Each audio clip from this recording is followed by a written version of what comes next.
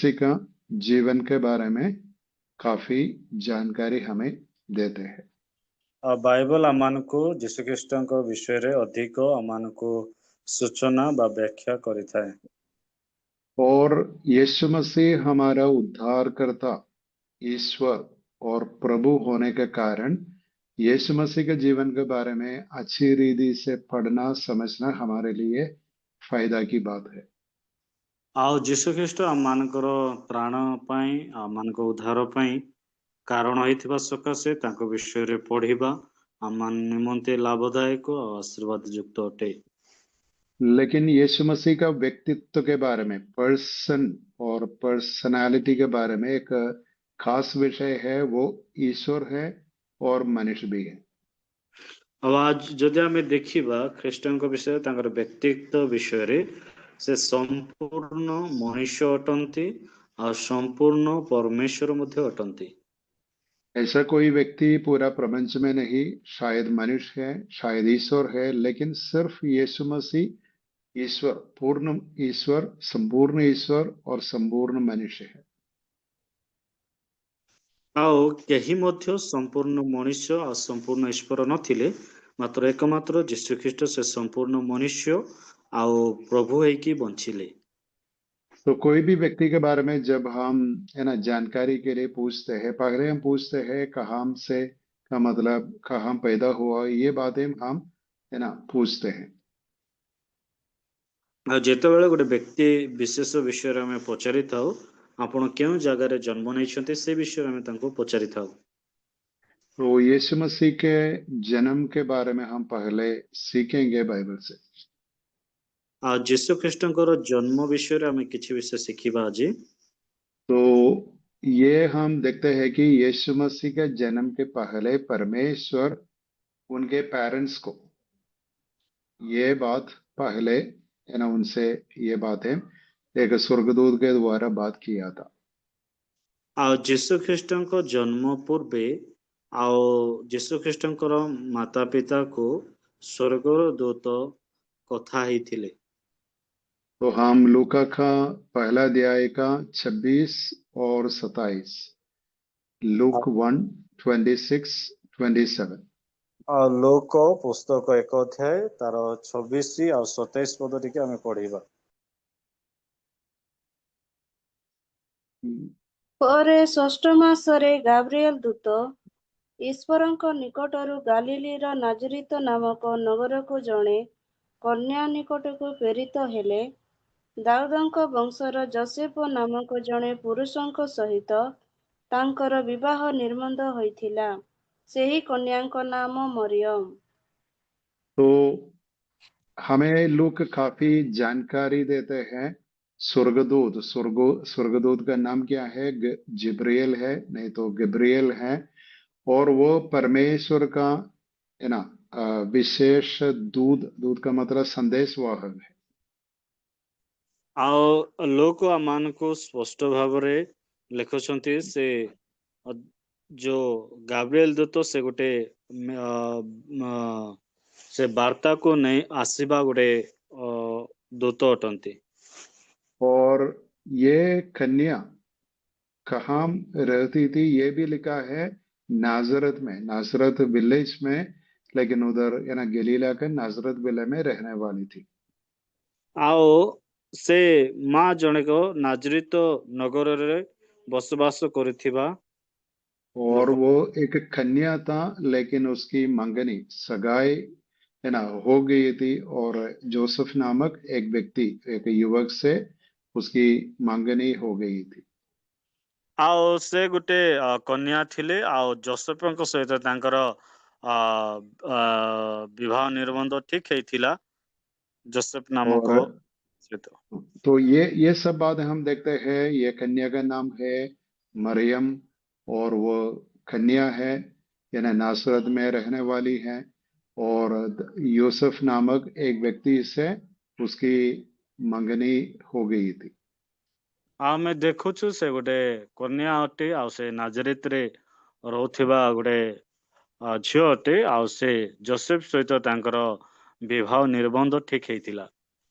लेकिन आजकल इंडिया में हम है ना ये सगाई मंगनी के बाद जल्दी शायद 1 2 3 महीने के अंदर हम शादी करवाते हैं, लेकिन यहूदी लोग शायद 1 से 2 साल के अंदर ही ये शादी खत्म कर देते। ଆଉ ଆମେ ଏଇ ଜଗତ ଯେମିତି ଏଙ୍ଗେଜମେଣ୍ଟ ହେଲା ପରେ ବା ବାଗଦାନ ହେଲା ପରେ 1 ରୁ 3 ମାସ ପରେ ସେମାନେ ବିବାହ କରିଦିଅନ୍ତି। ମାତ୍ର ଯେହୁଦୀ ସେମାନେ 1 ବର୍ଷ ବା 2 ବର୍ଷ ଲଗାଇଥାନ୍ତି। तो देखो ये एक बहुत साधारण कन्या थी, लेकिन फिर भी उसके पास परमेश्वर अपना विशिष्ट संदेशवाहक स्वर्गदूत को भेजकर ये संदेश देता है। ଆଉ ସେ ସ୍ୱର୍ଗର ଦୂତକୁ ପଠାଇ ସେଇ ବାର୍ତ୍ତାକୁ ସେମାନଙ୍କ ମଧ୍ୟରେ ପ୍ରେରଣ କରୁଛନ୍ତି ବା ଶୁଣାଉଛନ୍ତି। और शायद हम ये भी सोच सकते हैं ये कन्या का उम्र शायद 14 से 16 के बीच में शायद है। ଆଉ ସେ କନ୍ୟାର ବୟସ ସୀମା 14 ରୁ 16 ବର୍ଷ ଭିତରେ ହେଇପାରିଥାଏ। और हम 30 से 33 तक पढ़ेंगे, 30 to 33। ଆଉ ସେ ପଦ ପଢି ସେଥିରେ ଦୂତ ତାଙ୍କୁ କହିଲେ, ଆଗ ମରିୟମ, ଭୟ କର ନାହିଁ, କାରଣ ତୁମ୍ଭେ ଈଶ୍ୱରଙ୍କ ଛାମୁରେ ଅନୁଗ୍ରହ ପ୍ରାପ୍ତ ହୋଇଅଛ। ଆଉ ଦେଖ, ତୁମ୍ଭେ ଗର୍ଭଧାରଣ କରି ଗୋଟିଏ ପୁତ୍ର ପ୍ରସବ କରିବ ଓ ତାହାଙ୍କ ନାମ ଯୀଶୁ ଦେବ। ସେ ମହାନ ହେବେ ଓ ପରାତ୍ପରଙ୍କ ପୁତ୍ର ବୋଲି ଖ୍ୟାତ ହେବେ। ପ୍ରଭୁ ଈଶ୍ୱର ତାହାଙ୍କୁ ତାହାଙ୍କ ପିତା ଦାଉଦଙ୍କ ସିଂହାସନ ଦାନ କରିବେ। ସେ ଯାକୋବ ବଂଶ ଉପରେ ଯୁଗେ ଯୁଗେ ରାଜତ୍ୱ କରିବେ, ପୁଣି ତାହାଙ୍କ ରାଜ୍ୟର ଶେଷ ହେବ ନାହିଁ। ଆମେନ୍। देखो इधर स्वर्गदूत ने अपना ये संदेश पूरी रीति में ये मरियम को देता है। ଆଉ ଏ ଜାଗାରେ ସ୍ୱର୍ଗଦୂତ ମରିୟମକୁ ସମ୍ପୂର୍ଣ୍ଣ ବାର୍ତ୍ତା ଶୁଣାଉଛନ୍ତି। और ये संदेश क्या है? सबसे पहले ये कहता है, देखो परमेश्वर का अनुग्रह तुझ पर है, परमेश्वर तुम्हारे साथ है। ଆଉ ସେ ଦୂତ ଏ ପ୍ରକାର ମରିୟମକୁ କହିଲେ, ପରମେଶ୍ୱରଙ୍କର ଅନୁଗ୍ରହ ତୋ ଉପରେ ବର୍ତ୍ତି ଅଛି ଆଉ ପରମେଶ୍ୱର ତୋ ସହିତ ଅଛନ୍ତି। और ये एक होने वाली बात है, तुम्हारे गर्भ में एक पुत्र है ना उत्पन्न होगा, एक बच्चा उत्पन्न होगा और उसका नाम यीशु रखना चाहिए। ଆଉ ତୁମର ଗର୍ଭରେ ଗୋଟେ ଶିଶୁ ଜନ୍ମିବ ଆଉ ସେ ଶିଶୁର ନାମ ଯୀଶୁ ଦେବ ବୋଲି କହିଲେ। और ये भी कहता है, देखो वो बहुत महान होगा और परमेश्वर का है ना परम प्रधान का मतलब son of the most high God, परम प्रधान का पुत्र कहलाएगा। ଆଉ ସେ ସମସ୍ତଙ୍କ ମଧ୍ୟରେ ମହାନ ହେବେ ଆଉ ସେ ଆଶ୍ଚର୍ଯ୍ୟର ଭାବରେ କାର୍ଯ୍ୟ କରିବେ। तो बाइबल में अभी तक का मतलब इस समय तक पुराने नियम में ऐसा कोई विशेषण कोई टाइटल नहीं किसी को दिया कि परमेश्वर और ये ना परम प्रधान का पुत्र, ऐसा कोई टाइटल विशेष है ना ये विशेष नाम किसी को नहीं दिया गया। ଆଉ ପୁରାତନ ନିୟମରେ କାହାକୁ ମଧ୍ୟ ଏ ପ୍ରକାର ପରମେଶ୍ୱରଙ୍କର ପୁତ୍ର ଏ ପ୍ରକାର କୌଣସି ନାମ ଦିଆଯାଇ ନଥିଲା। और ये भी कहता है, देखो वो ये आने वाला बच्चा का मतलब जिसको तू जन्म देगी, उस बच्चा अपना पिता का मतलब अपना पूर्व पिता दाऊद राजा का सिंहासन में बैठकर सदा के लिए, सदा समय के लिए इस्राएल के ऊपर राज करे। ଆଉ ଏଇ ପୁତ୍ର ସେ ଦାଉଦଙ୍କର ସିଂହାସନରେ ବସି ସେ ସର୍ବଦା ନିମନ୍ତେ ସେ କଣ କରିବ ରାଜତ୍ୱ କରିବ ବୋଲି କହୁଛନ୍ତି। और तो हम देखते हैं ये है ये जिब्रील स्वर्गदूत का संदेश पूरी रीति में मरियम को ये सब बातें वो बोलता है। ଆଉ ଗାବ୍ରିଏଲ ମରିୟମ को ଏସବୁ ବାର୍ତ୍ତା ସେ ତାହାକୁ ଜଣାଇଲେ।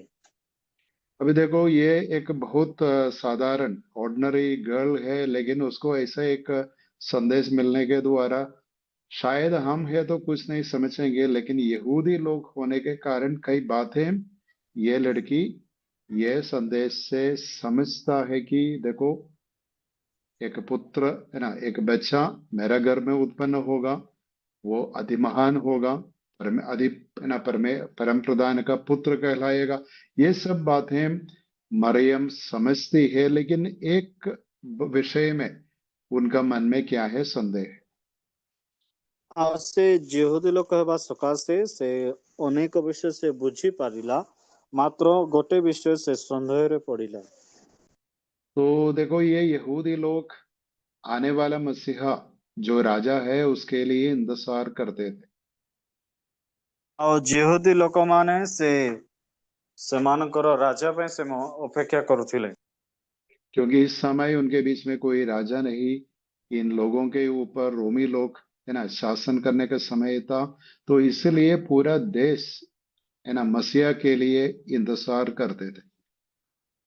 ସେମାନେ ରାଜା ପାଇଁ ସେମାନେ ଅପେକ୍ଷାରେ ରହୁଥିଲେ।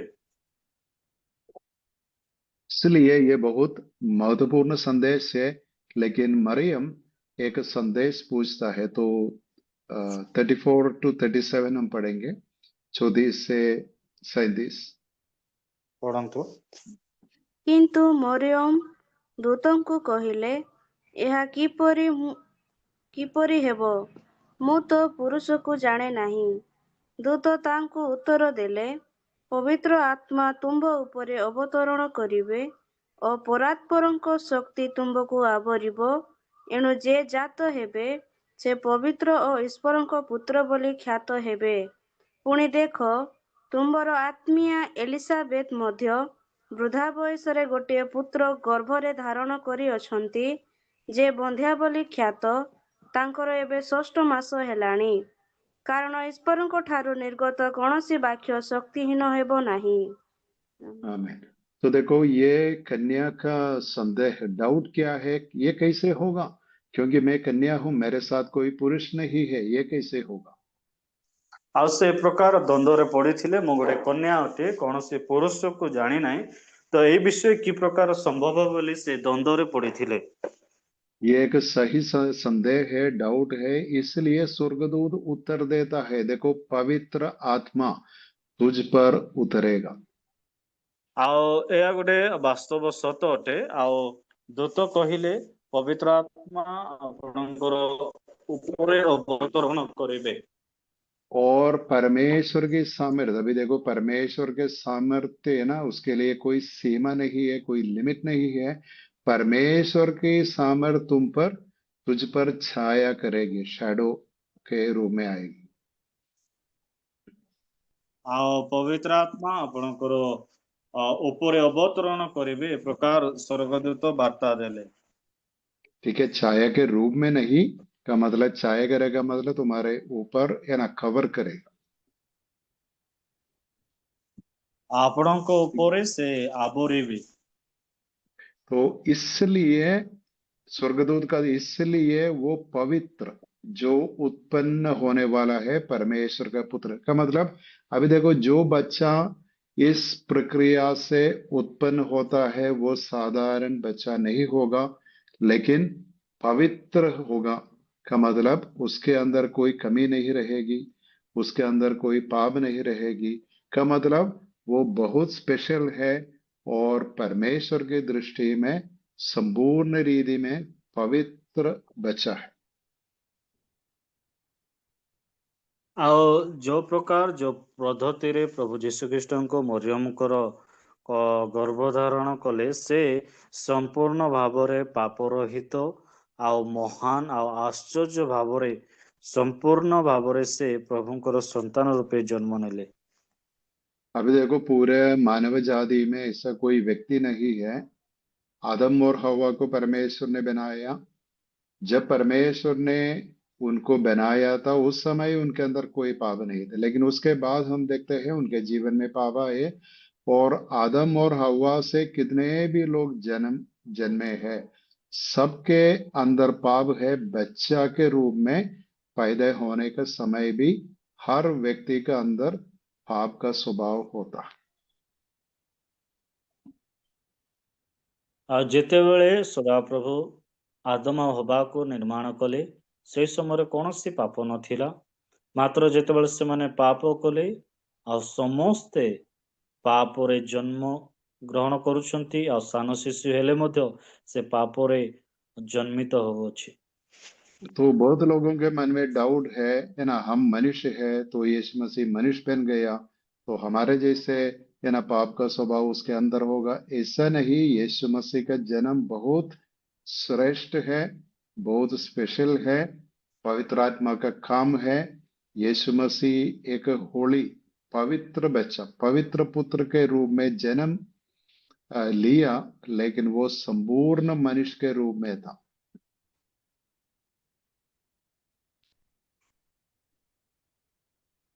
ଆଉ ଯୀଶୁ ଖ୍ରୀଷ୍ଟ ସେ ମନୁଷ୍ୟ ରୂପେ ଜନ୍ମ ନେଲେ ସତ, ମାତ୍ର ସେ ଆମ ପରି ନୁହେଁ। ସେ ଗୋଟେ ସ୍ୱର୍ଗୀୟ ବିଷୟରେ ପବିତ୍ର ଆତ୍ମାରେ ପୂର୍ଣ୍ଣ ହୋଇ ଜନ୍ମ ନେଲେ ଆଉ ସମ୍ପୂର୍ଣ୍ଣ ଭାବରେ ସେ ପରମେଶ୍ୱରଙ୍କର ପୁତ୍ର ଅଟନ୍ତି ଆଉ ସମ୍ପୂର୍ଣ୍ଣ ସୂଚି ଓ ପବିତ୍ର ଅଟନ୍ତି। और ये भी हम सीख सकते हैं कैसे यीशु मसीह को ह्यूमैनिटी, मानविकता मिला।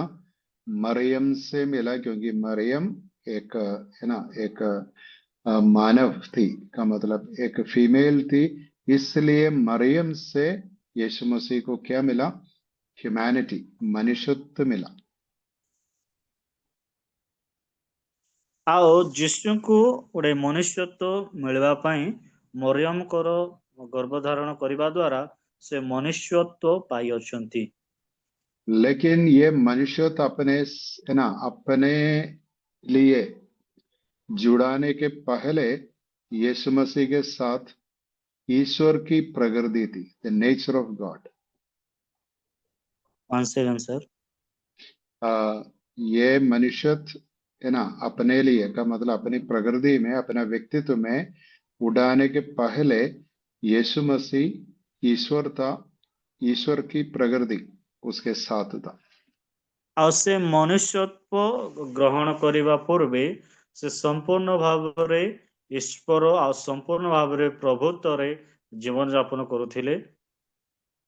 तो पहले यीशु मसीह है ना जन्म के पहले ईश्वर है, ईश्वर था, लेकिन मरियम से जन्म लेने के द्वारा वो मनुष्य बन गया, मनुष्यत्व भी अपने साथ जुड़ाया, उठाया और जुड़ाया। ଆଉ ସେ ମନୁଷ୍ୟ ଜନ୍ମ ନେବା ପୂର୍ବେ ସେ ସମ୍ପୂର୍ଣ୍ଣ ଭାବରେ ପରମେଶ୍ୱର ଈଶ୍ୱର ଥିଲେ। ଆଉ ଯେତେବେଳେ ସେ ଜନ୍ମ ନେଲେ ସେ ମାନବିକତା ସେ ଗ୍ରହଣ କଲେ। तो ये बात हमारा विश्वास के लिए बहुत महत्वपूर्ण है। ये कोई छोटी बात नहीं, क्योंकि यीशु मसीह की विशेषता, श्रेष्ठता है ना, महिमा क्या है? वो पुरुष से बिना जन्म लिया व्यक्ति है, परमेश्वर पवित्र आत्मा के द्वारा जन्म लिया व्यक्ति है, लेकिन उनका अस्तित्व, एक्सिस्टेंस पहले भी था। ଆଉ ଯୀଶୁଖ୍ରୀଷ୍ଟଙ୍କର ଗୋଟେ ଗୁରୁତ୍ୱପୂର୍ଣ୍ଣ ବିଷୟ, ସେ କୌଣସି ମନୁଷ୍ୟର ପ୍ରକ୍ରିୟାରେ ଜନ୍ମ ନେଲେ ନାହିଁ, ସମ୍ପୂର୍ଣ୍ଣ ପବିତ୍ର ଆତ୍ମାଙ୍କର ପ୍ରକ୍ରିୟାରେ ଜନ୍ମ ନେଲେ ଆଉ ସମ୍ପୂର୍ଣ୍ଣ ସେ ପରମେଶ୍ୱର ହୋଇ ଆଉ ସେ ଜନ୍ମ ନେଲେ। ऐसे कोई व्यक्ति है ना ह्यूमैनिटी में और मानव जाति में नहीं है जिसके लिए एक है ना अपना जन्म और सृष्टि के पहले एक पूर्व अस्तित्व था। ଆଉ ମାନବ ଜାତିର ଏ ପ୍ରକାର କୌଣସି ଇତିହାସ ନାହିଁ। ସେ ଜନ୍ମ ହେବା ପୂର୍ବେ ସେ କିଛି ପ୍ରଭୁତ୍ୱ ଥିଲେ କି ପରମେଶ୍ୱର ଥିଲେ, ଏ ପ୍ରକାର କୌଣସି ମନୁଷ୍ୟର ଜନ୍ମ ହେବା ପୂର୍ବେ କୌଣସି अस्तित्व ନଥିଲା। इसलिए हमारे विश्वास के लिए यीशु मसीह की डिविनिटी, ईश्वरत्व, और यीशु मसीह की ह्यूमैनिटी, मनुष्यत्व, दोनों बहुत महत्वपूर्ण विषय है। ଏଥିପାଇଁ ଯୀଶୁଖ୍ରୀଷ୍ଟଙ୍କ ବିଷୟରେ ତାଙ୍କର ମାନବିକତା ମନୁଷ୍ୟତ୍ୱ ଆଉ ଈଶ୍ୱରତ୍ୱ ଅଧିକ ଗୁରୁତ୍ୱପୂର୍ଣ୍ଣ ଅଟେ। और ये भी बहुत आवश्यक है कि यीशु मसीह का जन्म कन्या से होना चाहिए। उनके लिए कोई है ना पुरुष है ना उनके लिए कोई मानुषिक पिता नहीं था। ये भी बहुत महत्वपूर्ण विषय है। ଏହା ମଧ୍ୟ ଗୋଟେ ଗୁରୁତ୍ୱପୂର୍ଣ୍ଣ ବିଷୟ ରହିଅଛି। ଆଉ ଯୀଶୁ ଜନ୍ମିତ କରିବା ପାଇଁ କୌଣସି ପୁରୁଷର ସମ୍ମିଳନ ଆବଶ୍ୟକତା ନଥିଲା। लेकिन देखो एक अविश्वासी और शायद कई विश्वासी हम भी पूछ सकते हैं ये कैसे संभव है? How is it possible? ଆଉ ଗୋଟେ ମनुष्ୟକୁ ପଚାରିବା ଏ ପ୍ରକାର କେମିତି ସମ୍ଭବ ହେଇପାରେ? लेकिन 37 में हम पढ़ते हैं 37 में, क्योंकि जो वचन परमेश्वर की ओर से होता है वो प्रभाव रहित नहीं होता। का मतलब जो परमेश्वर कहता है, कैसे परमेश्वर है ना आदि में सृष्टि किया, अपना वचन के द्वारा सृष्टि किया, वैसे यीशु मसीह का जन्म एक कन्या से है ना ईश्वर है ना जो ईश्वर था उनके लिए एक कन्या जन्म देने के लिए परमेश्वर सामर्थ्य है। ଆଉ ପରମେଶ୍ୱର ଏ ପ୍ରକାର ସାମର୍ଥ୍ୟରେ ପରିପୂର୍ଣ୍ଣ ଅଟନ୍ତି। ସେ ଗୋଟେ ମହିଳା ବା ଗୋଟେ କନ୍ୟାରୁ ସେ ଜନ୍ମ ଦେବା ପାଇଁ ସମର୍ଥ ପରମେଶ୍ୱର ଅଟନ୍ତି। ठीक है, हम आगे बढ़ेंगे तो बाद में हम देखते हैं कि है ना ये यूसुफ के बारे में जिसके साथ मरियम की मंगनी फिक्स की थी, वो समझता है ना जान लिया कि देखो जिस लड़की के साथ मेरी शादी होने वाली है वो गर्भवती है। ଆଉ ଜୋସେଫ ଏ ପ୍ରକାର ଜଣେ ଯାହା ସହିତ ମୋର ବାଗଦାନ ଶେଷ ହୋଇଛି ସେ ଗର୍ଭବତୀ ଅଛନ୍ତି। तो मत्ती का सुसमाचार पहला अध्याय का 18 से 21 तक हम पढ़ेंगे। Matthew 1:18 to 21। ମାଥିଉ 1 ତାର 18ରୁ ଆମେ ପଢିବା। ଯୀଶୁଖ୍ରୀଷ୍ଟଙ୍କ ଜନ୍ମ ଏହି ପ୍ରକାରେ ହେଲା। ତାହାଙ୍କ ମାତା ମରିୟମଙ୍କର ଯୋସେଫଙ୍କ ସହିତ ବିବାହ ନିର୍ବନ୍ଧ ହୋଇ ହେଲା ପରେ ସେମାନଙ୍କ ସହବାସ ପୂର୍ବେ ସେ ପବିତ୍ର ଆତ୍ମାଙ୍କ କର୍ତ୍ତୃକ ଗର୍ଭବତୀ ହୋଇ ଅଛନ୍ତି ବୋଲି ଜଣାପଡ଼ିଲା। ଏଥିରେ ତାଙ୍କ ସ୍ୱାମୀ ଯୋସେଫ ଧାର୍ମିକ ଥିବାରୁ ଏବଂ ତାଙ୍କୁ ପ୍ରକାଶରେ ନିନ୍ଦାର ପାତ୍ର କରିବାକୁ ଇଚ୍ଛା ନ କରିବାରୁ ଗୋପନରେ ତାଙ୍କୁ ପରିତ୍ୟାଗ କରିବାକୁ ସ୍ଥିର କଲେ। କିନ୍ତୁ ସେ ଏହା ମନସ୍ଥ କଲା ପରେ ଦେଖ ପ୍ରଭୁଙ୍କର ଜଣେ ଦୂତ ସ୍ୱପ୍ନରେ ତାଙ୍କୁ ଦର୍ଶନ ଦେଇ କହିଲେ, ହେ ଦାଉଦଙ୍କ ସନ୍ତାନ ଯୋସେଫ, ତୁମ୍ଭର ବାର୍ଯ୍ୟା ମରିୟମକୁ ଗ୍ରହଣ କରିବାକୁ ଭୟ କର ନାହିଁ, କାରଣ ତାହାଙ୍କର ଗର୍ଭ ପବିତ୍ର ଆତ୍ମାଙ୍କ କର୍ତ୍ତୃକ ହୋଇଅଛି। ସେ ପୁତ୍ର ପ୍ରସବ କରିବେ, ଆଉ ତୁମ୍ଭେ ତାହାଙ୍କ ନାମ ଯୀଶୁ ଦେବ, କାରଣ ସେ ଆପଣା ଲୋକଙ୍କୁ ସେମାନଙ୍କର ସମସ୍ତ ପାପରୁ ପରିତ୍ରାଣ କରିବେ। देखो तो ये यूसुफ वो क्या समझता है? देखो जिस लड़की के साथ मेरी शादी होने वो व्यभिचार किया है, का मतलब है ना उनके गर्भ में एक बच्चा है तो वो व्यभिचारी है, मैं उनको छोड़ दूंगा, लेकिन रहस्य में छोड़ूंगा क्योंकि ये बहुत अपमान का विषय है, आज भी अपमान का विषय है। तो लेकिन उस समय इससे बहुत बड़ा अपमान और शायद है ना वो ये व्यभिचार के कारण मरियम का है ना हत्या भी हो सकता। क्या मतलब ये कानून के कारण। ଆଉ ଜୋସେଫ ଏ ପ୍ରକାର ସେ ଚିନ୍ତା କଲା ଯେ ମୁଁ ବିବାହ ନ ହେବା ପୂର୍ବେ ସେ ଗର୍ଭ ଧାରଣ କରିଅଛି, ସେ ଗୋଟେ ବ୍ୟଭିଚାରିଣୀ ସ୍ତ୍ରୀ ଅଟେ। ମୁଁ ଗୁପ୍ତ ଭାବରେ ତାକୁ କଣ କରିବି? ପରିତ୍ୟାଗ କରିବି। ଏହା ଏକ ନିନ୍ଦାର ପାତ୍ର ଅଟେ। ଆଉ ସେଇ ସମୟରେ ଏଇ ପ୍ରକାର ବ୍ୟଭିଚାର କରିବା ଲୋକମାନଙ୍କୁ ମୃତ୍ୟୁଦଣ୍ଡ ମଧ୍ୟ ଦିଆଯାଉଥିଲା। तो ये सोचकर यूसुफ है ना नींद नहीं आ रहा था, लेकिन परमेश्वर क्या करता है? स्वप्न के द्वारा उससे बात करता है और कहता है देखो ये मरियम वो व्यभिचारिणी नहीं है, जो बच्चा उनका गर्भ में है वो पवित्र आत्मा के द्वारा वो गर्भ उत्पन्न हुआ है, इसलिए उनसे ही शादी करना चाहिए। ଆଉ ଜୋସେଫ ଏଇ ବିଷୟକୁ ଚିନ୍ତା କରି ତାଙ୍କ ନିଦ ଆସୁନଥିଲା। ତ ମାତ୍ର ପରମେଶ୍ୱରଙ୍କର ଦୂତ ତାଙ୍କୁ କହିଲେ, ଯୋସେଫ ଭୟ କର ନାହିଁ, ସେ କୌଣସି ମନୁଷ୍ୟ ଦ୍ୱାରା ଗର୍ଭଧାରଣ କରାଯାଇ ନାହାନ୍ତି, ମାତ୍ର ପବିତ୍ର ଆତ୍ମାଙ୍କ ଦ୍ୱାରା, ସମ୍ପୂର୍ଣ୍ଣ पवित्र आत्मा के द्वारा गर्भधारण କରାଯାଇଅଛନ୍ତି। तो उधर फिर भी लिखा है वो ये है ना, बच्चा जो पैदा आने वाला है उसका नाम क्या रखना है? यीशु रखना है, क्योंकि वो अपने लोगों का उनके पापों से उद्धार करेगा, उद्धार करता है, इसलिए उसका नाम यीशु रखना चाहिए। ଆଉ ସେ ପୁତ୍ର ପ୍ରସବ କରିବେ ଆଉ ତାହାଙ୍କ ନାମ ଯୀଶୁ ଦେବ, କାରଣ ସେ ଆପଣା ଲୋକମାନଙ୍କୁ ସେମାନଙ୍କ ସମସ୍ତ ପାପରୁ ପରିତ୍ରାଣ କରିବେ। तो हम ये भी देखते हैं बाइबल में यीशु मसीह के जीवन में जो कुछ हुए सब बातें पुराने नियम की लिखी हुई बातें के अनुसार ही हुई है। ଆଉ ଯାହା କିଛି ବିଷୟ ଘଟିଛି ତା ପୁରାତନ ନିୟମରେ ଲେଖାଯାଇଅଛି।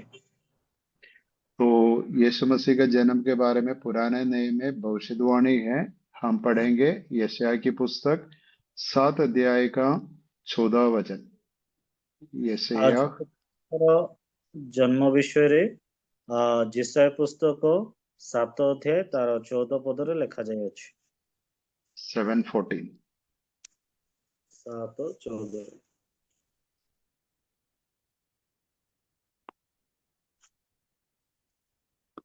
तो उधर हम ऐसे पढ़ते हैं, इस कारण प्रभु आपकी तुमको एक चिन्ह देगा, सुनो, एक कुमारी गर्भवती होगी और पुत्र जनेगी और उसका नाम इम्मानुएल रखा जाएगा। ଆଉ ଏ ପ୍ରକାର बढ़िया ना? ଲେଖାଯାଏ ପଦରେ, हाँ। ଏଥିଉପରେ ପ୍ରଭୁ ଆପେ ତୁମମାନଙ୍କୁ ଏକ ଚିହ୍ନ ଦେବେ, ଦେଖ ଏକ କନ୍ୟା ଗର୍ଭବତୀ ହୋଇ ଏକ ପୁତ୍ର ପ୍ରସବ କରିବ ଓ ତାହାଙ୍କର ନାମ ଇମାନୁଏଲ, ଆମମାନଙ୍କ ସହିତ परमेश्वर ରଖିବ। ठीक है, हम ऐसे समझेंगे ये पुराने नियम का एक गणना है, एक इंसिडेंट है, लेकिन फिर वो इंसिडेंट घटना और ये ना ये बच्चा का जन्म फिर एक भविष्यवाणी के रूप में लिखा है कि यीशु मसीह के जन्म के द्वारा असल रीति में, फुल रीति में इसकी पूर्ति होती है। ଆଉ ଏହା ଗୋଟେ ପୁରାତନର ଗୋଟେ ଘଟଣା ଅଟେ। ଆଉ ଯୀଶୁ ଖ୍ରୀଷ୍ଟଙ୍କ ବିଷୟରେ ତାଙ୍କ ଜନ୍ମ ପୂର୍ବେ ଭବିଷ୍ୟବାଣୀ ହେଇଥିଲା। ଏଇ ଜନ୍ମ ବା ଯୀଶୁ ଜନ୍ମ ନେଲା ପରେ ସମ୍ପୂର୍ଣ୍ଣ ଭାବରେ ତାହା ପ୍ରକ୍ରିୟାରେ ଆସିବ। तो ये भी हम देखते हैं आने वाला मसीहा के बारे में। फिर यशायाह लिखा है 9 अध्याय का 6 और 7 वचन ही पढ़ेंगे। यशायाह 9, 6, 7। 9 अध्याय का 6 और 7। କାରଣ ଆମ୍ଭମାନଙ୍କ ନିମନ୍ତେ ଏକ ବାଳକ ଜନ୍ମିଅଛନ୍ତି, ଆମ୍ଭମାନଙ୍କୁ ଏକ ପୁତ୍ର ଦତ୍ତ ହୋଇଅଛି ଓ ତାହାଙ୍କର ସ୍କନ୍ଧରେ କର୍ତ୍ତୃତ୍ୱର ଭାର ଥୁଆଯିବ। ପୁଣି ତାହାଙ୍କର ନାମ ଆଶ୍ଚର୍ଯ୍ୟ, ମନ୍ତ୍ରୀ, ପରାକ୍ରମ, ପରମେଶ୍ୱର, ଅନନ୍ତକାଳୀନ ପିତା, ଶାନ୍ତିର ରାଜା ହେବ। ତାହାଙ୍କ କର୍ତ୍ତୃତ୍ୱ ବୃଦ୍ଧିରେ ଓ ଶାନ୍ତିରେ ସୀମା ରହିବ ନାହିଁ। ସେ ଦାଉଦଙ୍କର ସିଂହାସନରେ ଓ ତାହାଙ୍କର ରାଜ୍ୟରେ ଉପବିଷ୍ଟ ହୋଇ ଅନ୍ୟାୟ, ବିଚାର ଓ ଧାର୍ମିକତାର ଏ କ୍ଷଣଠାରୁ ଅନ୍ତିମ କାଳ ପର୍ଯ୍ୟନ୍ତ ତାହା ସୁସ୍ଥିର ଓ ସୁଦୃଢ଼ କରିବେ। ସୈନ୍ୟାଧିପତି ସଦାପ୍ରଭୁଙ୍କର ଉଦ୍ଯୋଗ ଏହା ସାଧନ କରିବ। तो देखो ये आने वाला मसीहा के बारे में क्या क्या श्रेष्ठ बातें इधर लिखी है। ଆସୁଥିବା ରାଜାଙ୍କ ବିଷୟରେ କଣ କଣ ଶ୍ରେଷ୍ଠ ବାକ୍ୟ ଲେଖାଯାଇଅଛି। सबसे पहले हमारे लिए एक बालक उत्पन्न हुआ है। ଆଉ ସେ ଏକ ବାଳକକୁ ଜନ୍ମ କରିଅଛନ୍ତି। और प्रभुता का मतलब अधिकार, शासन उसके खांधे पर होगी, शोल्डर पर होगी। ଆଉ ତାଙ୍କର ସ୍କନ୍ଧରେ କର୍ତ୍ତୃତ୍ୱର ଭାର ଥୁଆଯିବ। और ये साधारण राजा नहीं, वो अद्भुत युक्ति करने वाला पराक्रमी परमेश्वर है। ଆଉ ଗୋଟେ ସେ ସାଧାରଣ ଲୋକ ହେବେ ନାହିଁ, ମାତ୍ର ଆଶ୍ଚର୍ଯ୍ୟ मंत्री पराक्रमर परमेश्वर और अनंत काल का पिता, ये परमेश्वर के लिए एक नाम है, अनंत काल का पिता होगा। परमेश्वर नाम यह कि अनंत कालीनर पिता।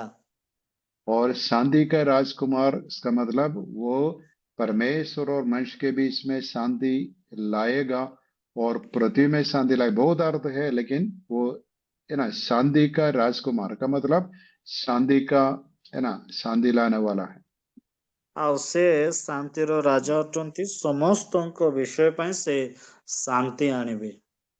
और उसका शासन के लिए, है ना, वो दाऊद का सिंहासन में राजगद्दी पर शासन करेगा और वो शासन के लिए कोई अंत नहीं होगा। ए प्रकार से शासन करिवे, से शासनर सीमा नथिबो। तो अभी देखो बहुत लोग ऐसे भी कहते हैं, देखो ये पुराने नियम में लिखा है, लेकिन ये यीशु मसीह के बारे में ये वचन, है ना, हम अप्लाई नहीं कर सकते, वो ठीक नहीं है, ऐसे लोग बोलते हैं। या पुरातन नियम लेखा अछि, या आमे मानिबा नाही, ए प्रकार मध्ये लोक माने के कहंती। लेकिन हमारे लिए एक हेल्प है, क्योंकि मती जो सुसमाचार है वो हमें ये बोलते हैं। देखो मती का पहला अध्याय का 22-23 हम पढ़ेंगे। मथी 1:21-22 पढ़िबा। ସେ ପୁତ୍ର ପ୍ରସବ କରିବେ, ଆଉ ତୁମ୍ଭେ ତାହାଙ୍କ ନାମ ଯୀଶୁ ଦେବ, କାରଣ ସେ ଆପଣା ଲୋକଙ୍କୁ ସେମାନଙ୍କର ସମସ୍ତ ପାପରୁ ପରିତ୍ରାଣ କରିବେ। ଭାବବାଦୀଙ୍କ ଦ୍ୱାରା ପ୍ରଭୁଙ୍କ ଉକ୍ତ ଏହି ବାକ୍ୟ ଯେପରି ସଫଳ ହୁଏ, ଏଥି ନିମନ୍ତେ ଏ ସମସ୍ତ ଘଟିଲା। ଦେଖ, ଜଣେ କନ୍ୟା ଗର୍ଭବତୀ ହୋଇ ପୁତ୍ର ପ୍ରସବ କରିବେ, ଆଉ ଲୋକେ ତାହାଙ୍କ ନାମ ଇମାନୁଏଲ ଦେବେ। ଏହି ନାମର ଅର୍ଥ ଆମ୍ଭମାନଙ୍କ ସହିତ ଈଶ୍ୱର। तो देखो मती जो यीशु मसीह का चेला था, डिसाइपल था, वो हमें फिर कहता है, देखो ये भविष्यद्वक्ता की भविष्यवाणी के अनुसार मरियम से हमारा मसीहा जन्म लिया है, उनकी इसलिए ऐसे लिखा है कि उनका नाम इमानुएल रखना चाहिए। आउ से माथि गोटे जीशुଙ୍କର शिष्य ହେବା ସକାଶେ ସେ ଲେଖୁଛନ୍ତି, ସେ ଭବିଷ୍ୟତ ବାଣୀ ଦ୍ୱାରା ଯୋଉ ବାକ୍ୟ ଉକ୍ତ ହେଇଥିଲା ସେଇ ଅନୁସାରେ ସେ ଜନ୍ମ ହେଇଛନ୍ତି, ଆଉ ସେ ସମସ୍ତ ଲୋକଙ୍କୁ ପାପରୁ ପରିତ୍ରାଣ କରିବା ନିମନ୍ତେ ଜନ୍ମ ନେଇଛନ୍ତି, ଆଉ ସେ ହେଉଛନ୍ତି ଇମାନୁଏଲ, ଯିଏକି ତା ଅର୍ଥ ହେଉଛି ଆମ ସହିତ परमेश्वर। तो देखो हम भूल जाने के पहले हम फिर थोड़ा रिवाइज करेंगे। सबसे पहले परमेश्वर जिब्राइल स्वर्गदूत को भेजकर कन्या मरियम जो कन्या है उसको एक संदेश देता है। ଆମେ ଭୁଲି ଯିବା ପୂର୍ବେ ଆଉ ଥରେ ସ୍ମରଣ କରିବା, ଗାବ୍ରିଏଲ ଦୂତଙ୍କ ଜରିଆରେ ମରିୟମକୁ ତାଙ୍କର ବାର୍ତ୍ତାକୁ ଗାବ୍ରିଏଲ ଦୂତ ଶୁଣାଇଥିଲେ। और बात यह है कि एक कन्या जन्म होगा और है ना, ये मरियम से एक विशेष प्रजा, एक पवित्र प्रजा उत्पन्न होगा। ଆଉ ସେ କନ୍ୟା ଠାରୁ ଗୋଟେ ପବିତ୍ର ବଂଶ ଜାତ ହେବେ, ଏ ପ୍ରକାର କୁହାଯାଇଥିଲା। उस शिशु को, है ना, ये नाम रखना है कि यीशु, क्योंकि वो उद्धार करता होगा, लेकिन दाऊद का सिंहासन में बैठकर सदा काल के लिए राज भी करेगा। ଆଉ ସେ ଶିଶୁଙ୍କ ବା ବାଳକର ନାମ ହେଉଛି ଯୀଶୁ। ସେ ଦାଉଦଙ୍କର ସିଂହାସନରେ ବସି ଚିରକାଳ ନିମନ୍ତେ ସେ ରାଜତ୍ୱ କରିବେ। लेकिन ये कैसे हो सकता, ये भी उधर लिखा है, क्योंकि ये परमेश्वर की शक्ति पवित्र आत्मा के काम के द्वारा ये विशेष प्रजा का उत्पन्न होगा, इसलिए वो कन्या जन्म होता है। ଆଉ ଏ ବିଷୟ କି ପ୍ରକାର ହେବ, ମାତ୍ର ସେ କନ୍ୟା ଠାରୁ ଜାତ ହୋଇଛନ୍ତି। लेकिन हम ये भी देखते हैं, ये पहले पुराने नियम में ये सब बातें लिखी है, यशायाह के द्वारा परमेश्वर पहले ही बात किया था कि एक कन्या एक पुत्र को जन्म देगी, वो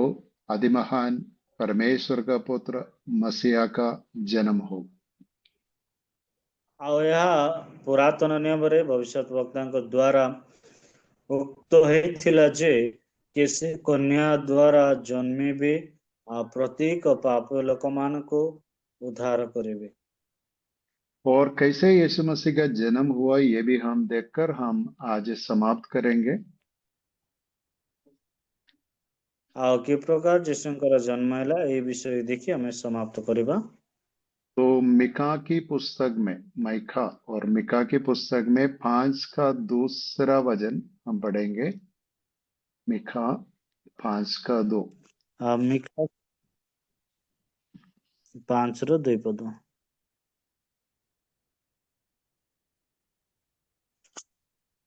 ମିଖା କେତେ? 5 का 2 2। 5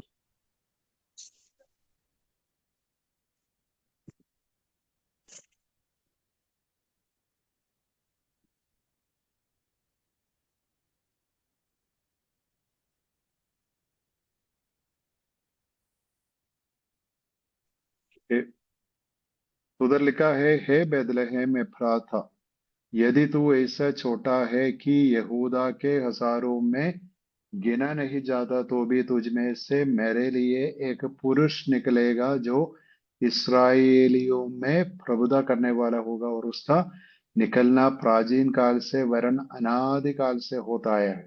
तो बात यह है कि ये भविष्यद्वक्ता मीका ये लिखा है कि आने वाला मसीहा का जन्म दाऊद का शहर जो बेथलेहेम है उधर ही होगा। ମିକା ଭବିଷ୍ୟତ ବକ୍ତା କହନ୍ତି ଯୀଶୁଙ୍କର ଜନ୍ମ ବେଥଲେହେମ ନଗରରେ ହେବ। अभी देखो ये कन्या मरियम कहाँ रहने वाली थी?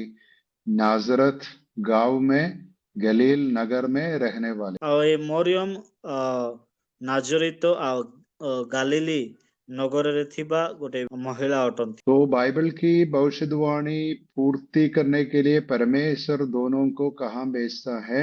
बेथलेहम भेजता है। लूका का 2 अध्याय 1 से 5 तक हम नहीं पढ़ेंगे, हम ऐसे पढ़ते हैं।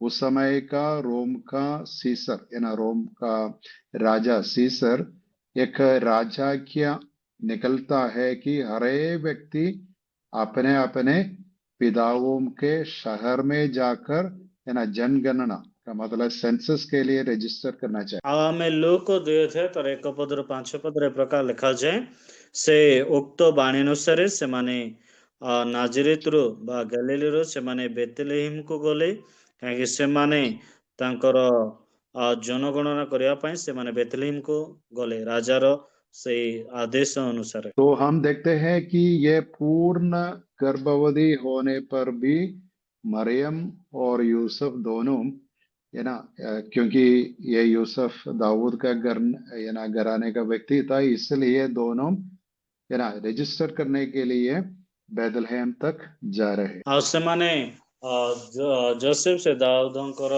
ଘର ରହିଥିବା ସକାଶେ ସେଥିପାଇଁ ସେମାନେ ସେ ଜନଗଣନା ସେମାନେ ଉଲ୍ଲେଖ କରିବା ପାଇଁ ସେଇ बेथलेहेम को गले। तो देखो इधर डिस्टेंस कितना है, 150 किलोमीटर डिस्टेंस है, लेकिन आज हमारे लिए 150 किलोमीटर इतना दूर नहीं, लेकिन उस समय में कोई बाइक गाड़ी कुछ नहीं था, बस ट्रेन, इसलिए उस समय लगभग 15 से 15 किलोमीटर एक साधारण व्यक्ति एक दिन सफर करते, तो 10 दिन कम से कम ये गर्भवती है, शायद 10 या 15 दिन का सफर है। ଆଉ ନାଜରିତରୁ ଆଉ ବେଥଲେହେମକୁ ଯିବା ପାଇଁ 150 କିଲୋମିଟର ଥିଲା, ମାତ୍ର ଆଜି ଡେଟରେ 150 କିଲୋମିଟର ଯିବାଟା ସହଜ, ମାତ୍ର ସେଇ ଦିନ ମାନ କୌଣସି ଯାନବାହନ ନଥିଲା, ଆଉ ଗୋଟେ ଲୋକ ଦିନକୁ 10 କିଲୋମିଟର ଚାଲିବାର ସକ୍ଷମ ପାଉଥିଲା। ଆଉ ଏ ଗର୍ଭବତୀ ମରିୟମ ଆଉ ଯୋसेफ ସେମାନେ 10 ରୁ 15 ଦିନ से बेथलेहेम को पहुंचवा पाए समय नहीं थी। अभी देखो यीशु मसीह का जन्म के बारे में हम सिर्फ शुरू किए, लेकिन क्या देखते हैं यीशु मसीह का जन्म बहुत स्पेशल था, लेकिन मानुषिक रीति में बहुत साधारण था। कारण क्या है? वो गरीब लोगों के ना बच्चा होकर पैदा हुआ। ଆଉ ଆମେ ଦେଖିବା ମନୁଷ୍ୟ ଭାବରେ ସେ ଗୋଟେ ସାଧାରଣ ବ୍ୟକ୍ତି ଗରିବ ଘରେ ଜନ୍ମ ନେଲେ, ମାତ୍ର ଯଦି ଆମେ ଦେଖିବା ଆଉ ଗୋଟେ ପାସ୍ ପରେ କି ସେ ଗୋଟେ ଆଶ୍ଚର୍ଯ୍ୟ ପରାକ୍ରମ ବା ଭୟାନକ ଭାବରେ ଜନ୍ମ ନେଇଛନ୍ତି। और ये बच्चा के कारण कितना दुख और कष्ट यानी ये दोनों यूसुफ और मरियम उड़ाता है, क्योंकि ये बच्चा को लेकर है ना घर में है, लेकिन फिर भी उसको लेकर इतना दूर सफर करना पड़ता ଆଉ ସେ ଗର୍ଭଧାରଣ ହେବା ସକାଶେ ମରିୟମ ଆଉ ଯୋସେଫ କେତେ କଷ୍ଟ ସହ୍ୟ କରିବାକୁ ପଡୁଅଛି। है। और लूका का दूसरा अध्याय का 6 से 7 तक पढ़ सकते ଆଉ ଲୋକ सेकंड 2 6 6 to 7 6 to 7 ରୁ 6 7 ଯାଏଁ ପଢନ୍ତୁ। ଲୋକ 2 ଅଧ୍ୟାୟ ସେମାନେ ସେହି ସ୍ଥାନରେ ଥିବା ସମୟରେ ତାଙ୍କର ପ୍ରସବ କାଳ ଉପସ୍ଥିତ ହେଲା। ପୁଣି ସେ ଆପଣା ପ୍ରଥମଜାତ ପୁତ୍ର ପ୍ରସବ କଲେ ଏବଂ ତାହାଙ୍କୁ ଲୁଗାରେ ଗୁଡ଼ାଇ ଗୁହାଳ କୁଣ୍ଡରେ ଶୁଆଇଲେ, କାରଣ ବସା ଘରେ ସେମାନଙ୍କ ପାଇଁ ସ୍ଥାନ ନଥିଲା। अभी देखो हम क्या देखते हैं, परमेश्वर है ना, स्वर्ग में बैठने वाला परमेश्वर पृथ्वी में जो कुछ होता है उनके कंट्रोल में है, नियंत्रण में। 1 सेकंड सर। परमेश्वर सब कुछ नियंत्रण करता है। ଆଉ ପରମେଶ୍ୱର ସବୁ କିଛି ସେ ନିୟନ୍ତ୍ରଣ। हम देखते हैं कि ये ना, जब ये लोग बेथलेहम में थे उसी समय प्रसव का समय आ गया था और मरियम उधर जन्म देते हैं। ଆଉ ସେମାନେ ବେଥଲେହେମ ପହଞ୍ଚିଲା ପରେ ସେମାନଙ୍କର ଗର୍ଭ ସମୟ ପହଞ୍ଚି ଯାଇଥିଲା ଆଉ ସେଇ ସମୟରେ ସେ ଜନ୍ମ ଦଉଛନ୍ତି। अभी देखो इसमें भी आप बाद में पढ़ सकते हैं, ये लोगों के लिए कोई जगह भी नहीं मिला, का मतलब कोई होटल और कोई है ना सत्र भी बोलते हैं, इन भी बोलते हैं, है ना, ऐसा कोई रहने के लिए कोई जगह नहीं मिला। तो शायद एक घर के पीछे जो गौशाला है ना, चरनी है, उसमें यीशु मसीह का ଆଉ ମରିୟମ ଆଉ ଯୋସେଫ କୌଣସି ସ୍ଥାନ ସେମାନଙ୍କ ପାଇଁ ମିଳିଲା ନାହିଁ। ସେମାନେ ଗାହି ଗୁହାଳରେ ସେମାନଙ୍କୁ ଜାଗା ମିଳିଲା। और एक और दो विशेष बात पर हम ध्यान देना है, ये छोटा विषय नहीं इसलिए मैं बार बार बोलता हूं। देखो यीशु मसीह का जन्म कैसे हुआ, मरियम का गर्भ से ही हुआ है, का मतलब एक साधारण रीति में कैसे एक औरत जन्म देती है, वैसे ही मरियम यीशु मसीह को जन्म दी। ଆଉ ମୁଁ ଆଉ ଥରେ ସ୍ମରଣ କରିବା ପାଇଁ ଯୀଶୁ ଖ୍ରୀଷ୍ଟ ଯେ ପ୍ରକାର ସେ ମରିୟମ ଦ୍ୱାରା ଯେ ପ୍ରକାର ଜନ୍ମ ନେଉଛନ୍ତି ସେଇ ପ୍ରକାର ଜନ୍ମିତ ହୋଇଛନ୍ତି। तो देखो कैसे पहले भी स्वर्गदूत ने कहा तू गर्भवती होगा, यू विल बिकम प्रेग्नेंट, तू गर्भवती होगा और एक पुत्र को जन्म देगा। और ये जन्म इधर होता है, एक साधारण रीति में जन्म देती है मरियम। ଆଉ ଦୂତ କହିଲେ ମରିୟମକୁ ତୁ ଗୋଟେ ପୁତ୍ର ପବିତ୍ର ଆତ୍ମା ଦ୍ୱାରା ଗର୍ଭବତୀ ହେବ ଆଉ ସେ ପୁତ୍ରକୁ ମନୁଷ୍ୟତ୍ୱ ଭାବରେ ତାକୁ ମରିୟମ ଜନ୍ମ ଦଉଛନ୍ତି। तो इसलिए यीशु मसीह का जन्म बहुत स्पेशल था, क्योंकि कोई पुरुष का रोल भूमिका उधर नहीं थी, लेकिन एक दूसरी रीति में एक साधारण गरीब बच्चा, सबसे गरीब बच्चा के समान यीशु मसीह जन्म लिया। ଦେଖୁଛୁ ଯୋସେଫର କୌଣସି ସୌଭାଗ୍ୟତା ନଥିଲା, ସହବାସ କରି ନଥିଲେ, ମାତ୍ର ସେ ଆମେ ଆଉ ଗୋଟେ ପାର୍ଶ୍ୱରେ ଦେଖିବା ସେ ଗୋଟେ ଦରିଦ୍ର ବା ଗୋଟେ ଗରିବ ଘରେ ସେ ଜନ୍ମ ନେଉଛନ୍ତି। तो हम क्या इस विषय में बोल सकते हैं कि देखो कैसे परमेश्वर है ना और यीशु मसीह परमेश्वर का पुत्र अपने जन्म के बारे में डिसीजन लेता है, कहाँ जन्म लेना है ना, किसके बच्चे होकर जन्म लेना चाहिए।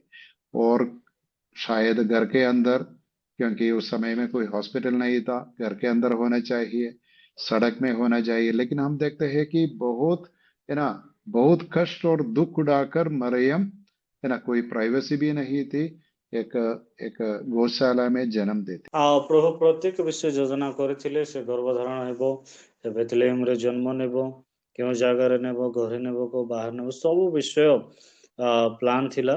ଆଉ ଏମାନେ ଅଧିକ କଷ୍ଟ ସହି କରି ସେଇ पुत्र को प्रसव कले। हम ज्यादा नहीं टाइम लेंगे, लेकिन ये दो ग्रुप लोग यीशु मसीह को मिलने के लिए का मतलब देखने के लिए आते हैं। ଆଉ ଦୁଇ ଗୋଷ୍ଠୀ ଯୀଶୁଙ୍କୁ ଦେଖିବା ପାଇଁ ଆସୁଥିଲେ। दूसरा लूका का दूसरा अध्याय में 10 से 12 तक हम देखते हैं कि एक स्वर्गदूत है ना प्रदर्शन देकर का मतलब दिखाई देकर ये चरवाहों को मैसेज संदेश देता है, देखो है ना दाऊद के घराने में तुम्हारे लिए उद्धारकर्ता जन्म लिया है, ये बहुत खुशी की बात है, इसे संदेश देता है। ଆଉ ଲୋକ 2:10 ଲେଖା ଦୂତ ସେମାନଙ୍କୁ ଦର୍ଶନ ଦେଇ କହିଲେ କି ଦାଉଦଙ୍କ ନଗରରେ ତୁମମାନଙ୍କ ନିମନ୍ତେ ଏକ ବାଳକ ବା ତ୍ରାଣକର୍ତ୍ତା ଜନ୍ମି ଅଛନ୍ତି। तो वे लोग सब मिलकर ये बच्चा को मिलने के लिए का मतलब देखने के लिए गए, ऐसे हम पढ़ते। ଆଉ ସେ ଜାଗାରେ ଆମେ ପ୍ରକାର ପଢୁ ସେମାନେ ଦୁଇ ଗୋଷ୍ଠୀ ମିଶି ଯୀଶୁଙ୍କୁ ସାକ୍ଷାତ କରିବାକୁ ଗଲେ। ये इस्राएल के लोग हैं, लेकिन परमेश्वर क्या करते हैं, बाहर से का मतलब इस्राएल से बाहर के अन्य जाति लोगों से कई दीर्घदर्शी नहीं तो कोई ज्ञानी, कई ज्ञानी लोगों को यीशु मसीह को मिलने के लिए लाते हैं। ଆଉ ଏମାନେ ଇସ୍ରାଏଲ ଲୋକ ଥିଲେ, ଇସ୍ରାଏଲ ଲୋକକୁ ଛାଡିକି ମଧ୍ୟ ଅନେକ ବିଦ୍ୱାନ ବା ପଣ୍ଡିତ ମାନଙ୍କୁ ସେମାନେ ଦର୍ଶନ କରିବାକୁ ଆସୁଥିଲେ। तो ये विषय मत्ती सुसमाचार का 2 अध्याय में लिखा है 1 से 2 तक, और उसके बाद भी लिखा, ये पूरी कहानी लिखा है। मालूम नहीं कितने लोग आए थे, लेकिन कई लोग आकर यीशु मसीह को है ना देखने के बाद उनके सामने दंडवत किया, कुछ गिफ्ट्स भी दे। ये बातें हम मत्ती का 2 अध्याय में पढ़ते हैं। ମାଥ୍ୟୁ ତା 2 ଅଧ୍ୟାୟରେ କିଛି ପଣ୍ଡିତ ମାନେ ଆସିକି ସେମାନେ ଦଣ୍ଡବତ କରୁଛନ୍ତି, ଆଉ କିଛି ଉପହାରକୁ ସେମାନେ ଦଉଛନ୍ତି। तो हम पहले भी देखा कैसे अद्भुत रीति में है ना पुराने नियम के भविष्यवाणी का पूर्तिकरण के साथ यीशु मसीह का जन्म होता है। ଆମେ ଦେଖିଲୁ ପୁରାତନ କେମିତି ଯୀଶୁ ଖ୍ରୀଷ୍ଟଙ୍କର ଏକ ସମ୍ପୂର୍ଣ୍ଣ ଭାବରେ ସେ ଜନ୍ମ ନେଲେ। लेकिन क्यों यीशु मसीह जन्म लिया? ଆଉ କାହିଁକି ଯୀଶୁ ଜନ୍ମ ନେଲେ? इब्रानियों की पत्री 2 अध्याय का 14 और 15 वचन हम पढ़ेंगे। इब्रानी 2 अध्याय ଏଭ୍ରି ପୁସ୍ତକ 2 ଅଧ୍ୟାୟ 14 ଆଉ 15 ପଦ। 14-15 एब्री इब्रानी के 2 अध्याय ଅତଏବ ସନ୍ତାନ ଏଭ୍ରି 2 ତାର 14 ଆଉ 15। ଅତଏବ ସନ୍ତାନମାନେ ରକ୍ତ ମାଂସର ସହଭାଗୀ ହୋଇଥିବାରୁ ସେ ମଧ୍ୟ ନିଜେ ସେହିପରି ସେଥିର ସହଭାଗୀ ହେଲେ, ଯେପରି ମୃତ୍ୟୁ ଦ୍ୱାରା ମୃତ୍ୟୁର ଅଧିକାରୀକୁ ଅର୍ଥାତ୍ ଶୟତାନକୁ ବିନାଶ କରନ୍ତି, ପୁଣି ମୃତ୍ୟୁର ଭୟରେ ଯେଉଁମାନେ ଯାବଜ୍ଜୀବନ ଦାସତ୍ୱର ବନ୍ଧନରେ ଥିଲେ ସେମାନଙ୍କୁ ସେ ଉଦ୍ଧାର କରନ୍ତି। तो देखो क्यों यीशु मसीह जन्म लिया, क्योंकि ଆଉ କାହିଁକି ସେ ଜନ୍ମ ନେଇଛନ୍ତି? ସେ ମୃତ୍ୟୁ ଦ୍ୱାରା ମୃତ୍ୟୁର ଅଧିକାରୀ ବା ଅର୍ଥାତ୍ ଶୈତାନରୁ ଆମମାନଙ୍କୁ ବଞ୍ଚାଇବା ନିମନ୍ତେ। तो इधर लिखा है क्योंकि जबकि लड़के मांस और लहू का मतलब हमारे मानसिक शरीर के बारे में लिखा है, हमारा मनुष्य शरीर कैसे है, वैसा एक शरीर यीशु मसीह अपने साथ जुड़ाया का मतलब ग्रहण किया, ताकि एक मनुष्य होने के लिए। ଆଉ ସନ୍ତାନ ମାନେ ଯେ ପ୍ରକାର ରକ୍ତ ମାଂସର ସହଭାଗୀ ହୋଇଥିବାରୁ ସେ ମଧ୍ୟ ନିଜେ ସେହିପରି ସେଥିରେ ସହଭାଗିତା ହେଲେ। तो एक मनुष्य होकर शैतान से लड़ने के लिए यीशु मसीह जन्म लिया, हमें स्वतंत्र करने के लिए यीशु मसीह जन्म लिया। ସେ ମନୁଷ୍ୟ ରୂପେ ଧାରଣ କରି ଶୈତାନକୁ ଲଢ଼ିବା ପାଇଁ ସେ ଜନ୍ମ ନେଲେ, ଆଉ ଆମମାନଙ୍କୁ ଦାସତ୍ୱରୁ ବଞ୍ଚାଇବା ପାଇଁ ସେ ଜନ୍ମ ନେଲେ। और मनुष्य का समस्या क्या है? मनुष्य का समस्या मृत्यु है। सिर्फ शारीरिक मृत्यु नहीं, भविष्य में एक दूसरी मृत्यु है जो नरक है। ଆଉ ଆମ ଦ୍ୱିତୀୟ ମୃତ୍ୟु ମଧ୍ୟ ଆମମାନଙ୍କ ଉପରେ ଅଛି। इसलिए यीशु मसीह जन्म लिया, हमें दूसरे मृत्यु से बचाने के लिए यीशु मसीह मरियम से जन्म लिया। ये हमारे लिए बहुत खुशी और आनंद की बात है। हम है ना दिसंबर में सेलिब्रेट क्रिसमस लोग सेलिब्रेट करते हैं, लेकिन उधर का विषय यीशु मसीह का विशेष जन्म। ଆଉ ଏହା ଏକ ଗୁରୁତ୍ୱପୂର୍ଣ୍ଣ ବିଷୟ ଅଟେ କି ସେ ଆମମାନଙ୍କ ନିମନ୍ତେ ସେ ମରିୟମ ଦ୍ୱାରା ଜନ୍ମ ଗ୍ରହଣ କରିଅଛନ୍ତି। ସେ ଆମମାନଙ୍କର ପ୍ରତ୍ୟେକ ବିଷୟରେ ଛଡ଼ାଇବା ପାଇଁ ସେଥିପାଇଁ ଡିସେମ୍ବରରେ ଏକ୍ସମାସ ପାଳନ କରାଯାଏ। तो कैसे हम धन्यवाद करना है, कितने हम धन्यवाद कर सकते हैं, कैसे हम है ना प्रभु को स्तुति कर सकते हैं, क्योंकि ये हमारे लिए असंभव था, और इसलिए स्वर्ग छोड़कर यीशु मसीह पृथ्वी पर मनुष्य के रूप धारण करके ही आया। ଆଉ ଏହା ଆମେ କେତେ ମାତ୍ରାରେ ପ୍ରଭୁଙ୍କୁ ଧନ୍ୟବାଦ ଦେବା, ସେ ଆମମାନଙ୍କ ନିମନ୍ତେ ମନୁଷ୍ୟ ରୂପ ହୋଇ ଧାରଣ କରିଅଛନ୍ତି। हमें इधर हम अभी समाप्त कर सकते। Thank you. बंद कर प्रार्थना करेंगे सर। ओके, हाँ प्रार्थना कर सकते, कुछ पूछने के लिए तो पूछ सकते, नहीं तो प्रार्थना कुछ डाउट ऐसे है तो पूछ सकते। ठीक अच्छे आम प्रार्थना करवा। पवित्रमय परमेश्वर तुम्हें महान अनुग्रहकारी परमेश्वर आज आम को तुम जन्म विषय आम को शिक्षा देछ से धन्यवाद दौछु। संपूर्ण मनुष्य संपूर्ण ईश्वर होई आम को शैतान अधिकार बंचाइबा निमंते अपहृत जीवन काटिबा निमंते आम को उद्धार करने निमंते तुम्हें ये जगत मध्य 2000 वर्ष पूर्व आसिल से धन्यवाद दौछु। पिता धन्यवाद दौछु प्रभु आम को तुम्हें स्वतंत्र करियछ से धन्यवाद। तुम्हें केड़े महान प्रभु संपूर्ण पवित्रतार संपूर्ण पाप रहित जीवन तुम्हें काटियछ से धन्यवाद दौछु।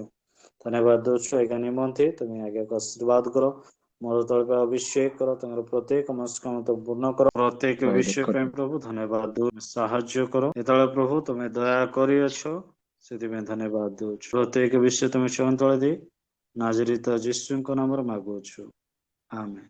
आमीन।